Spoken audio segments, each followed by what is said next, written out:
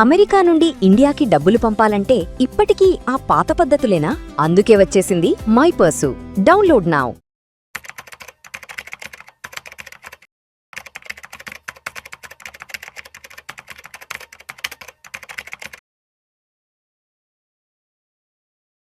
నమస్తే, welcome to Suman TV. నేను విష్ణు. ప్రస్తుతంతో పాటు senior stock market analyst Ramachandramurthy గారు ఉన్నారు. వారితో మాట్లాడదాం. సార్ నమస్తే. సార్ రామచంద్రమూర్తి గారు. నమస్తే విష్ణు గారు. Welcome to Suman TV and welcome to Vishnu talks. Thank you అండి. ఎస్ రామచంద్రమూర్తి గారు, ఒక్కసారి ఇవాళ మార్కెట్ క్లోజింగ్ ఎక్కడో చూద్దాము. ఇవాళ 14th జూలై ట్యూస్డే. సెన్సెక్స్ విషయానికి వస్తే 561 పాయింట్ల నష్టంతో 77,054 వద్ద క్లోజ్ అయింది.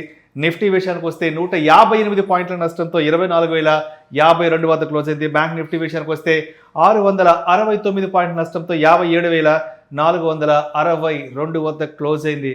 సో మొత్తానికి వార్కి సంబంధించి ట్రంప్ ఇచ్చిన మరొక వార్నింగ్తో మార్కెట్లు అయితే మాత్రం నష్టాల్లోకి వెళ్ళిపోయాయి. మరో 60 రోజుల పాటు ఇరాన్ మీద యుద్ధం కొనసాగబోతోందంటూ కూడా ఆయన ఇచ్చిన ఒక మాటతో మళ్ళా మార్కెట్లు అయితే మాత్రం నేల చూపులు చూడడం జరిగింది. ఏంటి అసలు ఇండియన్ ఈక్విటీ మార్కెట్స్కి మోక్షం కలిగేది ఎప్పుడు అసలు? యాక్చువల్గా సార్, మొన్నటిదాకా ట్రంప్ పీస్ అగ్రిమెంట్ అన్నారు, ఇరాన్ యుఎస్ వార్ తగ్గిపోయింది అన్నారు. కానీ అకస్మాత్తుగా లాస్ట్ 3 days నుంచి కూడా ఇరాన్ బాగానే ఉన్నా యుఎస్ ఇరాన్ మీద అటాక్ చేయటం, క్రూడ్ ఆయిల్ ప్రైసెస్ ఏమో 10% పెరిగినాయి. దాదాపు 72 నుంచి ఇప్పుడు మళ్ళీ 83 దాకా వచ్చేసింది. ఇది చూస్తుంటే ఏదన్నా ఈ హార్మోజ్ జలసంధి మీద అమెరికా పట్టు పెట్టుకోవాలి అని చెప్పేసి 280 కోట్లు ఒక ట్యాంకర్కి కట్టాలి అన్నట్టుగా వాళ్ళు క్రియేట్ చేస్తున్నట్టుగా అనిపిస్తుంది. సో యాక్చువల్గా అక్కడ జరిగింది ఏంటి, 2-3 షిప్స్ డ్యామేజ్ చేస్తే దానికి ఒక వార్నింగ్ ఇవ్వటము, ఇంకోటి చేయాల్సింది పోయి మళ్ళీ డైరెక్ట్గా ఈ ఫ్రెష్గా యుఎస్ ఇరాన్ టెన్షన్స్ స్టార్ట్ అవ్వటం అనేది మేజర్గా మార్కెట్స్ అన్నింటినీ కుదిపేస్తున్నాయి. సో ఇప్పుడు ఏంటంటే ఎవరం కూడా ఒక పర్పస్తో వార్ జరగట్లేదు అనేది అర్థమవుతుంది. ఇప్పుడు రష్యా ఉక్రెయిన్ వార్ అంటే ఒక పర్పస్ మీద జరుగుతుంది. నాటో అలయన్స్లో ఉక్రెయిన్ని జాయిన్ అవ్వద్దు అని చెప్పి దాని గురించి క్లియర్గా ఉంది. కానీ ఇక్కడ అసలు ఇరాన్కి యుఎస్ వార్కి అసలు మోటివ్ ఏంటో అర్థం కావట్లేదు. అసలు ఎందుకు ఇరాన్ దేని మీద చేస్తుంది, దాన్ని యుద్ధం ఎటుపోతుందో తెలియట్లేదు. ఈ యురేనియం ఉంది, అసలు అది మర్చిపోయి ఇప్పుడు హార్మోజ్ జలసంధి దాని మీద కంట్రోల్ కోసం ఫైటింగ్ చేసుకున్నట్టు ఇప్పుడు మారుతుంది విషయం అంతా. దీంతో ఏమవుతుందంటే ఈ క్రూడ్ ఆయిల్ ప్రైసెస్ రైజ్ అవుతున్నాయి. యాజ్ యూజువల్గా క్రూడ్ ఆయిల్ రైజ్ అవుతుంటే ఇండియన్ మార్కెట్స్ అన్నీ కూడా డౌన్ అవుతుంటాయి, అంటే ఎమర్జింగ్ మార్కెట్స్ అన్నీ కూడా డౌన్ అవుతుంటాయి. మనదే కాదు, సౌత్ కొరియా 3% పడింది, నిక్కీ వచ్చి జపాన్ కూడా ఫాల్ అయింది. అలాగే అన్ని కంట్రీస్ కూడా ఎఫెక్ట్ అవుతున్నాయి. మళ్ళీ మొన్న జస్ట్ 1 month కూడా రిలాక్స్ అవ్వాలి మనం, యుద్ధం ఆగింది అని మళ్ళీ ఎమ్మటే కూడా మార్కెట్స్ స్టార్ట్ అవుతున్నాయి. సో ఈ 2 రీజన్స్ వల్ల మేజర్గా మార్కెట్ ఫాల్ అయింది. ఇప్పుడు 3 రీజన్ ఏంటంటే ఈ గ్లోబల్ క్యూస్ కూడా వీక్ అవుతున్నాయి. ఇది దాదాపు 4% కోస్పి కొరియన్ మార్కెట్స్ ఫాల్ అయినాయి. సో దాని ఇంపాక్ట్ ఉంది. ఆ తర్వాత ఎఫ్ఐఎస్ కూడా గట్టిగానే సెల్ చేస్తున్నారు. మనం నిన్న మండే ఆల్మోస్ట్ 3,062 కోట్లు సెల్ అయిపోయింది. మళ్ళీ సెల్ చేశారు. మళ్ళీ మొన్నటిదాకా బయింగ్లోకి వచ్చారు, ఇప్పుడు మళ్ళీ 2 days బ్యాక్ సెల్లింగ్లోకి వచ్చేసారు. తర్వాత మళ్ళీ విక్స్ రైజ్ అయింది 3%. విక్స్ పెరగటం అనేది మళ్ళీ మార్కెట్కి అది ఏంటంటే నెగిటివ్ పాయింట్. విక్స్ మళ్ళీ 3% పెరిగి ప్రజెంట్ ఈ 14 లెవెల్ దాకా వచ్చేసింది. ఆ తర్వాత చూసుకుంటే వాళ్ళు నిఫ్టీ వీక్లీ ఎక్స్పైరీ, సో దానివల్ల కూడా మార్కెట్స్ అప్ అండ్ డౌన్ అవుతున్నాయి, పొజిషన్స్ అన్ని స్క్వేర్ అప్ అవుతున్నాయి. At the same time rupee weakening అవటం, రూపీ కూడా ఇప్పుడు 96కి వచ్చేసింది. అంతకుముందు 95 ఆ రేంజ్ ఉన్నది, ఇప్పుడు ఇక 96, just 4 points close to 100, century కొట్టే టైం కూడా దగ్గరకు వచ్చినట్టుంది. సో ఇవన్నీ చూస్తుంటే 1 by 1 ఇంటర్ డిపెండెంట్ రీజన్స్. అంటే ఎప్పుడైతే క్రూడ్ ఆయిల్ పెరుగుతుంది, క్రూడ్ ఆయిల్ ఎందుకు పెరుగుతుందంటే యుఎస్ ఇరాన్ వార్ వల్ల మనం ఆల్రెడీ చూసాం. అక్కడ షిప్స్ అన్నీ బ్లాకెడ్ అవటం, ఇవన్నీ ఇప్పుడు దాదాపు మళ్ళీ ఎన్ని షిప్లు అక్కడ ఆగిపోయినాయో తెలియట్లేదు. రొటేషన్ దాదాపు 30% ట్రాన్స్పోర్ట్ ఆయిల్ అంతా కూడా ఇటా ఉంది. ఇక చూసి ఈ కంట్రీలన్నీ కూడా వేరే ఆల్టర్నేట్ చూసుకోవాల్సి వచ్చే పరిస్థితుంది. క్రూడ్ ఆయిల్ ఇటు కాకుండా ఇంకో రూట్లోకి వెళ్తే కానీ ఈ వాణిజ్యం నార్మల్ అయ్యేటట్టు ఉండదు. ఈవెన్ ఇవాళ అసలు గుడ్ న్యూస్ ఏంటి, ఇప్పుడు ఇండియాను యూరోపియన్ యూనియన్తో ట్రేడ్ డీల్ అయింది, అది రేపు 15 నుంచి వస్తుంది. అసలు మార్కెట్స్ చాలా జోష్ ఉంటాయి. అనుకున్న మార్కెట్కి ఈయన పాల మీద నీళ్ళు జల్లాడు ఈ ట్రంప్ గారు. ఎప్పుడు అందరూ కూడా ఇవాళ వరల్డ్ మొత్తం ఒకటే ప్రార్థన చేస్తుంది, ట్రంప్ ఎప్పుడు వెళ్ళిపోతాడు. సో ఇవన్నీ రీజన్స్ వల్ల మార్కెట్స్ ఫాలో అవుతున్నాయి. అయితే ఏంటంటే కొన్ని సెక్టర్స్లో కొంత పాజిటివిటీ కనపడుతుంది. సో అవి చూసుకుంటే ఆటోమొబైల్ కాదు కానీ ఇది ఫార్మా సెక్టర్ కొంచెం పాజిటివ్ ఉంది. అలాగే ఈ ఇప్పటిదాకా అండర్ పెర్ఫార్మ్ అయిన టెక్ ఐటీ కంపెనీస్ అన్నీ కూడా ఐటీ సెక్టర్ అంతా కూడా మళ్ళీ బాటమ్ అవుట్ అయ్యి ఫ్రెష్గా అప్ ట్రెండ్కి వస్తున్నాయి. ఈ 2 సెక్టర్స్ వాళ్ళ పాజిటివ్లో ఉన్నాయి. తర్వాత రెగ్యులర్గా సెక్టర్స్ బ్యాంకింగ్ కానీ ఆటోమొబైల్ కానీ తర్వాత ఫైనాన్స్ సెక్టర్స్ ఈ 3 కూడా డౌన్ అయినాయి. బై అండ్ డిప్ లాగా చేసుకోవచ్చు.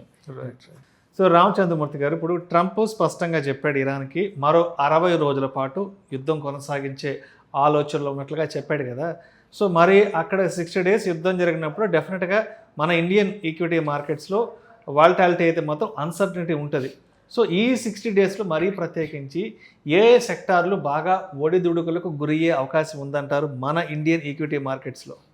మేజర్గా సార్ ఆయిల్ రిలేటెడ్ సెక్టర్ అంతా కూడా వీక్నెస్ వస్తుంది. మెయిన్ ఆయిల్తో సంబంధం ఉన్న sectors automobile sector major weakness వస్తుంది. ఆ తర్వాత డైరెక్ట్గా oil companies HPCL, BPCL, Reliance ఇవన్నీ కూడా నెగిటివ్ అవుతాయి. తర్వాత ఆయిల్ రిలేటెడ్ పెయింట్ సెక్టర్ కానీ టైర్ సెక్టర్ కానీ ఇవి కూడా బాగా ఎఫెక్ట్ అవుతున్నాయి, ఆల్రెడీ పడుతున్నాయి. అలాగే ఏవియేషన్, ఇండిగో అయితే ఆల్రెడీ 300 points డౌన్ అయిపోయింది లాస్ట్ 2 daysలో. అంతకుముందు 4,300 నుంచి బాగా ర్యాలీ వచ్చి 5,300 రికవర్ అయింది అనుకున్నాం. ఇప్పుడు మళ్ళీ 5,000కి అలా వచ్చింది. ఇంకో 10% ఆయిల్ పెరిగిందంటే $90కి వెళ్ళిపోతుంది. మళ్ళీ సేమ్ టెన్షన్ స్టార్ట్ అవుతుంది.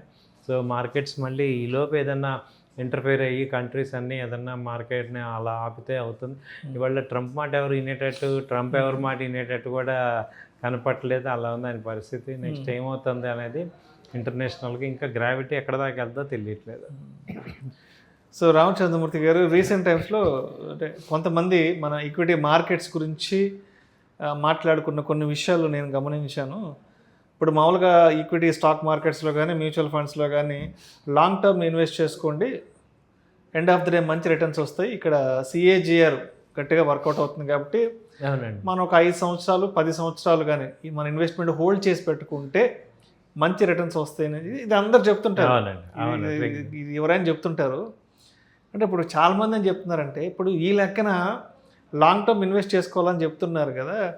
మరి 2014-15లో ఇన్వెస్ట్ చేసిన వాళ్ళు అప్పుడు మేము ఒక 10 సంవత్సరాల పాటు మార్కెట్లో ఉండాలి, ఒక 10 years మా ఇన్వెస్ట్మెంట్ ఉంచుకోవాలనుకున్న వాళ్ళందరూ మరి 2024, 25, 26లో అంతా మార్కెట్లో నష్టపోయినట్లే కదా అని చెప్తున్నారు కదా.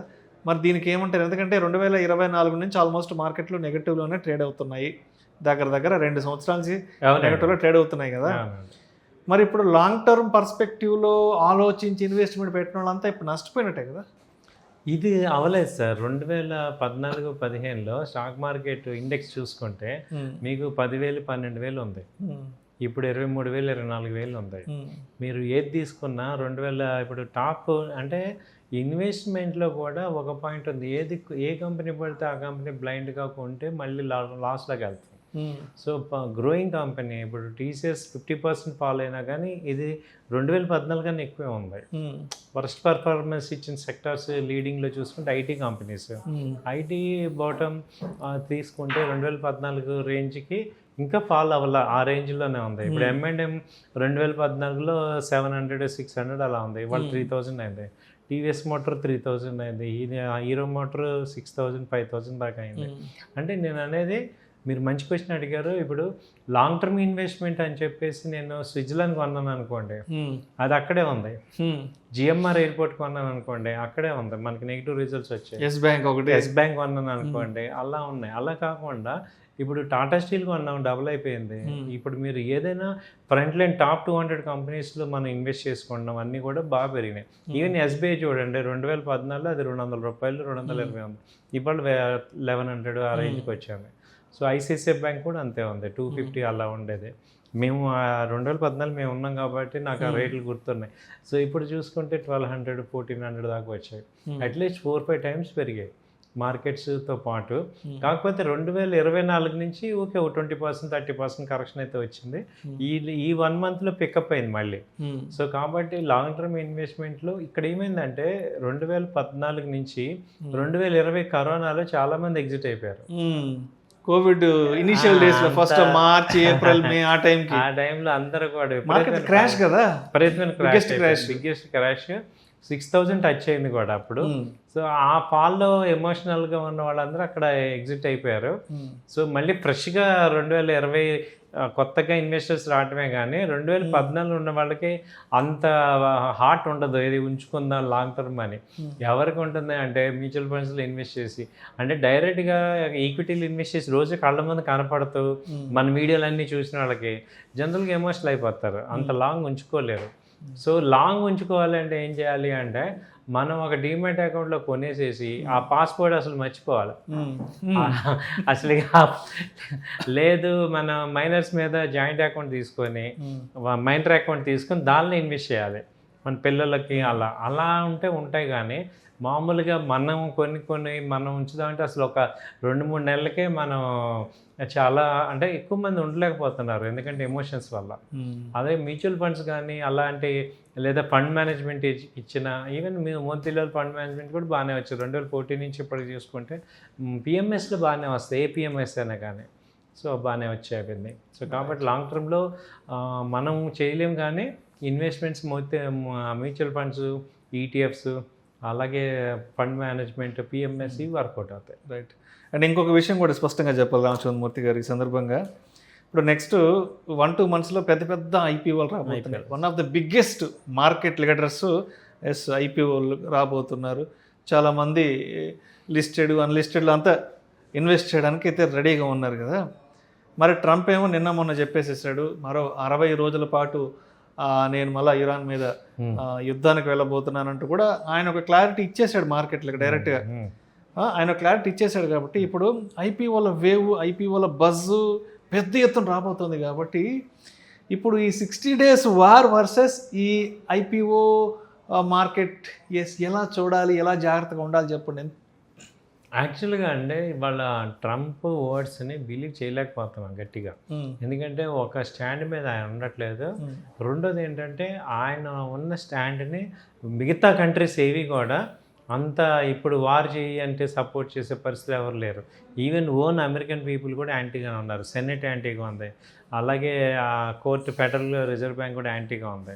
సో ఏ కంట్రీ కూడా అంత ఈజీగా లేదు, ఎందుకంటే ఇవాళ వార్ చేయటం వల్ల అందరూ మిగతా కంట్రీస్ అందరూ సఫర్ అవుతున్నారు. కాబట్టి ఎట్టి పరిస్థితుల్లో 1 week లోపల కంప్లీట్గా మళ్ళీ క్లోజింగ్ పాయింట్ తీసుకురావటం గ్యారంటీగా ఉంటుంది.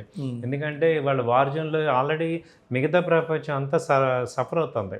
కాబట్టి ఇది నా ప్రగల్భాలే కానీ ప్రాక్టికాలిటీకి దూరంగా ఉన్నాయి. ఎందుకంటే అవసరమైతే మిగతా వాళ్ళు ఇంటర్ఫియర్ అయ్యి వార్ నాపే పరిస్థితి ఉంది. అటు ఇరాన్కి కానీ, ఇరాన్కి చైనా చెప్తే ఏంటుంది, రష్యా చెప్తే ఏంటుంది, అటు అమెరికాకి ఏమో యూరోపియన్ యూనియన్ చెప్తే కంపల్సరీ వినాలి. ఈవెన్ గల్ఫ్ కంట్రీస్ కూడా they are not interested. So వాళ్ళు మళ్ళీ కొత్త వార్ తెచ్చుకుంది, ఎందుకంటే సప్లై అంతా డిస్ట్రప్షన్ అయిపోయింది. అంటే మనకి ఎంత క్రూడ్ ఆయిల్ రేట్ పెరిగినంత మాత్రాన సప్లై కూడా ట్రాన్స్పోర్ట్ చేయాలి కదా, కాబట్టి వాళ్ళు చేసే పరిస్థితుల్లో లేరు. కాబట్టి ఇవి ప్రగల్భాలే తప్ప ఏమీ లేదు. ఐపీఓ బిజ్ అయితే బాగా వస్తుంది, ఎందుకంటే ఈసారి ఎన్ఎస్సిది కానీ తర్వాత పెద్దవి ఒక 7-8 ఉన్నాయన్నమాట. మంచి ఐపీఓ లీడర్స్ అందరూ వస్తున్నారు. సో ఐపీఓ బిజ్ అయితే బాగానే ఉంది. అంటే ఇక్కడ ఇండియన్ పీపుల్ దగ్గర డబ్బులు లేక కాదు, అందరూ కొంటున్నారు. కాబట్టి ఇండియన్ మార్కెట్లో మనీ కానీ, ఇండియన్లో గ్రోత్ కానీ అంత బాగుంది. కానీ సో ఇది ఏంటంటే ఒక 1 month 1 week 10 daysలో మళ్ళీ నార్మల్ అయ్యే ఛాన్సెస్ కనపడుతున్నాయి. కాబట్టి అంత వరీ అవ్వాల్సింది ఏం లేదు. అంటే ఇప్పుడు రాబోతున్న ఐపీఓల మార్కెట్లకి, రాబోతున్న ఐపీఓల వేవ్కి ఈ ట్రంప్ ఇచ్చిన వార్నింగ్ అనేది పెద్ద అడ్డమైతే ఏం కాదు. నేను అనుకోవటం ఏంటంటే ఆయన మాట మీద నిలబడే మనిషి కాదు కాబట్టి ఒక 1 weekలో మాట తప్పుతాడు, అది నార్మల్ అది. సో కాబట్టి పెద్ద ఇబ్బంది ఏమీ లేదు, ఒక 1 weekలో మళ్ళీ మామూలు అవుతుంది. నేను అనుకోవటం ట్రంప్ కూడా ట్రేడింగ్ చేస్తున్నారేమో అని కూడా ఆయన కొనాల్సిన కొనుక్కొని అమ్ముకోవాల్సిన అమ్మేసి అయిపోయిన తర్వాత మళ్ళీ స్టేట్మెంట్ ఇస్తున్నాడేమో అన్నీ అలా. ఆయన అంటే ఆయన అడ్మినిస్ట్రేషన్లో అది కూడా అడుగుతున్నారు అందరూ కూడా. ఏంటంటే ఆ థాట్ కూడా వస్తుంది, ఏదో షార్ట్ సెల్లింగ్ చేయటం కానీ, బైక్ చేయటం కానీ ఏదో ఒకటి చేస్తున్నారు. ఆ న్యూస్ ఇవ్వటం వల్ల కూడా జరుగుతుందని కూడా, అది కూడా రేపు దాని మీద కూడా విచారణ జరగచ్చు ఆఫ్టర్ ఎలక్షన్స్.